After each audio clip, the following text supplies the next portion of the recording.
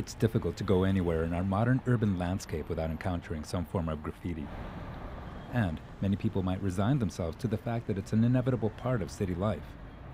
However, Tucson's Graffiti Abatement program continues to refine their efforts to keep on top of the problem.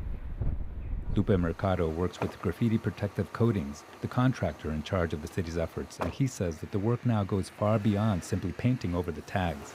We found out the hard way, and even the city found out the hard way, that just covering graffiti is not the key to solving the issue. The key is to catch the taggers and apprehend them. Mercado is part of 6 crews dispatched daily. He says that a large part of their job is to gather information about the graffiti, GPS location, and photos. This information is then fed into a database in real time. We have a software system, a real-time, web-based software and work order management system that we use with Tucson Police to map and track all the taggers and all the graffiti throughout the whole city. So now it's all documented real time, and Tucson Police has access to all our files real time, and they're able to manage and route all our work orders and be able to capture every single tag that we abate throughout the city. It's no easy task to document every tag that the crews encounter, but the efforts pay off in the long run. I can get up to 100 phone calls a day. Here at the city's transportation department, it's Elma Escarcega's job to field each and every request for graffiti removal. When the kids are out of school, we get more calls. We can get up to, I would say, approximately about 3,000 work orders a month.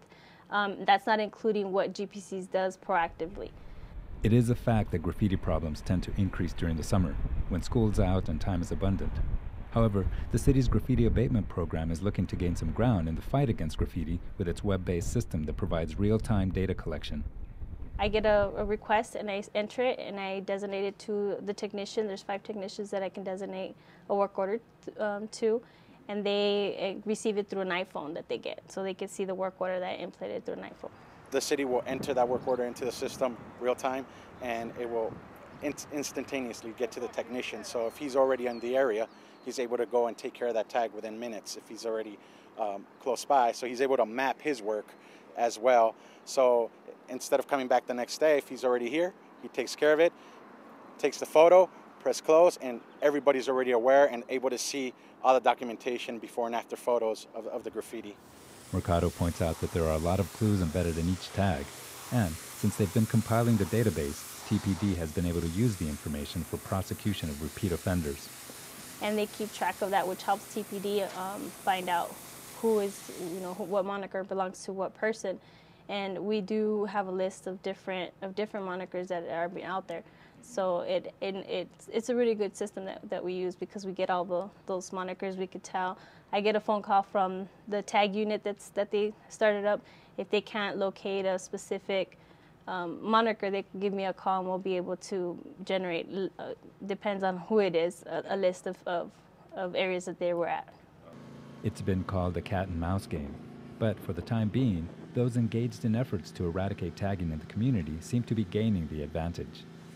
It's a problem that probably won't go away anytime soon, but it is something that getting all the people involved in eradicating it, it will minimize it quite a bit. Just by, most of the graffiti is done by the same taggers, so if you catch the key crews, you will be able to minimize graffiti, because if you catch the big guys, and the smaller guys kind of hesitate to get out there and risk, put themselves at risk of getting caught.